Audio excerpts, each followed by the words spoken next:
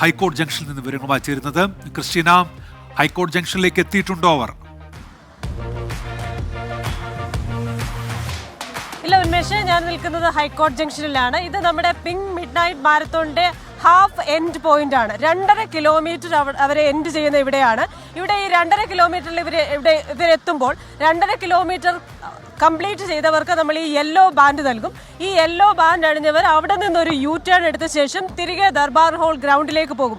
ആ രീതിയിലാണ് ഇവിടെ ക്രമീകരണം നടത്തിയിരിക്കുന്നത്. ഇവിടെ എല്ലാം സജ്ജമാണ്. നമ്മുടെ വോളണ്ടിയേഴ്സ് റെഡിയാണ് ഇവിടെ എത്തുന്നവർക്ക് വേണ്ടി യെല്ലോ ബാൻഡ് കൊടുക്കാൻ. ഒപ്പം തന്നെ നമ്മുടെ സൺറൈസ് ഹോസ്പിറ്റലിന്റെ ആംബുലൻസ് റെഡിയാണ്. ഏതെങ്കിലും തരത്തിലുള്ള മെഡിക്കൽ ഹെൽപ്പ്, വൈദ്യസഹായം ആവശ്യമുള്ളവർക്കായി. എന്തായാലും ഇവിടേക്ക് നമ്മുടെ ഈ മാരത്തൺ ഓട്ടക്കാർ എത്തിയിട്ടില്ല. നമ്മൾ പ്രതീക്ഷിക്കുകയാണ് അല്പസമയത്തിനകം അവർ ഇവിടേക്ക് എത്തിച്ചേരുമെന്നാണ് പ്രതീക്ഷിക്കുന്നത്. ഇവിടെ എല്ലാ കാര്യങ്ങളും സജ്ജമാണ്. അവർക്ക് വേണ്ട വെള്ളം കുടിക്കേണ്ടവർക്ക് വേണ്ട വെള്ളം ഇവിടെ അറേഞ്ച് ചെയ്ത് വെച്ചിട്ടുണ്ട്. ഒപ്പം തന്നെ വൈദ്യസഹായമുണ്ട്. നമ്മുടെ വോളണ്ടിയേഴ്സ് എല്ലാം റെഡിയായി നിൽക്കുകയാണ്. ആദ്യം ആരാണോ എത്തുന്നത് അവർക്കൊക്കെ ഈ യെല്ലോ ബാൻഡ് കൊടുക്കും. ഈ യെല്ലോ ബാൻഡ് കിട്ടുന്നവർ ഇവിടെ നിന്ന് അല്പം മുന്നോട്ട് പോയി അവിടെ യു ടേൺ എടുക്കും.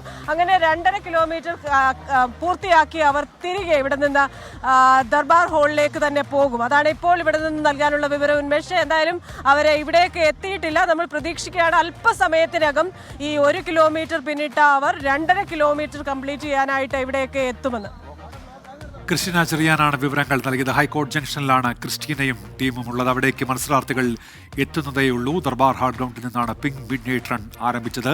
2.5 കിലോമീറ്റർ ദൂരം ഓടി അവർ ഹൈക്കോടതി ജംഗ്ഷനിലെത്തും. അവിടെ നിന്ന് തിരികെ ദർബാർ ഹാൾ ഗ്രൗണ്ടിലേക്ക്. അങ്ങനെയാണ് അതിൻ്റെ ക്രമീകരണം. ആദ്യത്തെ 1 കിലോമീറ്റർ പിന്നിട്ട് നിരവധി മത്സരാർത്ഥികൾ ഇപ്പോൾ തന്നെ ആ സഞ്ചാരപാതയിലൂടെ യാത്ര ചെയ്തുകൊണ്ടിരിക്കുന്നു.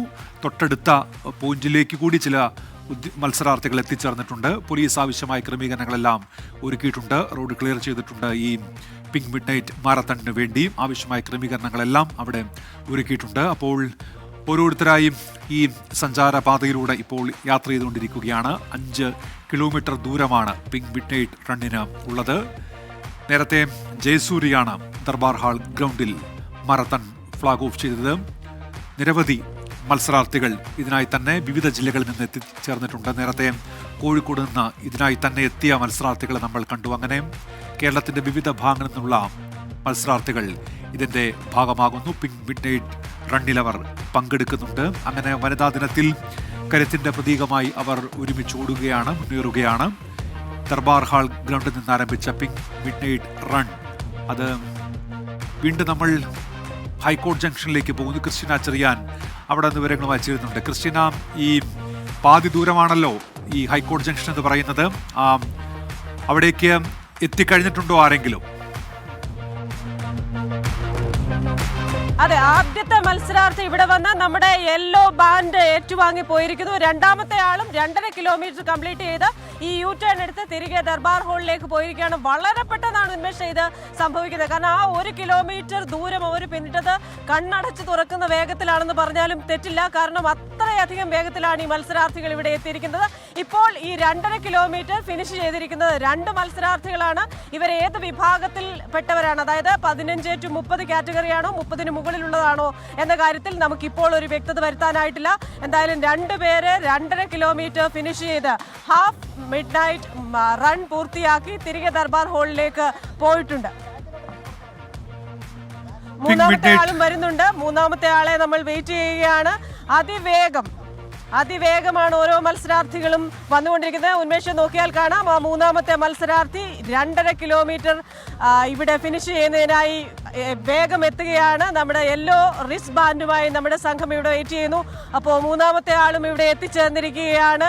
ചെസ് നമ്പർ 0640 മൂന്നാമത്തെ കാൻഡിഡേറ്റ് ആണ്. യു ടേൺ എടുത്ത് പോയിക്കൊണ്ടിരിക്കുകയാണ്. അപ്പോൾ 3 പേരാണ് ഇപ്പോൾ ഈ 2.5 കിലോമീറ്റർ ഫിനിഷ് ചെയ്ത് നമ്മുടെ പിങ്ക് മിഡ് നൈറ്റ് റണ്ണിന്റെ ഫിനിഷിംഗ് പോയിന്റിലേക്ക് തിരികെ പോയിരിക്കുന്നത്. ഇനി അവർക്ക് കംപ്ലീറ്റ് ചെയ്യാനുള്ളത് 2.5 കിലോമീറ്റർ കൂടെയാണ്.